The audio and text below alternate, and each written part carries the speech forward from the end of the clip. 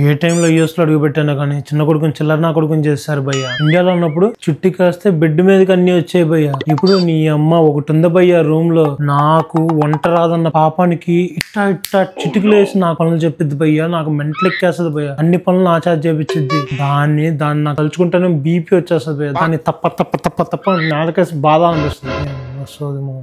మాటలోనే వస్తుంది. నెక్స్ట్ ఏం చేయాలి చెప్పండి? మీ పాదాలు వస్తాలా? దీన్ని ఏదో రోజు పేగ పీసి చంపితే కానీ నేను సుఖంగా ఉన్నాను. ఇండియాలో ఉన్నప్పుడు టమాటాలు తీసుకురామంటే ఏ రంగులో ఉంటాయని అడిగాండి. ఇప్పుడు తోటకూర నుంచి పాలకూర దాకా, బంగాళదుంపల నుంచి బత్తాయి రసం పిండే దాకా నేర్చుకున్నాను. ఏం చేస్తాం? రాత. ఇందాక చెప్పా కదా భయ్య రూమ్ లో ఒకటి ఉందని. నీ అమ్మది నన్ను ఎలా వాడిద్దో తెలుసా? డ్రైవర్ నుంచి డ్రైనేజ్ డ్యూటీ దాకా మొత్తం నన్నే వాడిద్ది భయ్య. ఏమంటే వంట చేసుకో అంటది. వంట రాదని చెప్పేసి ఎమోషనల్ బ్లాక్ మెయిల్. నువ్వు డ్రైనేజ్ కడవా? అయితే వంట చేసుకో అంటది.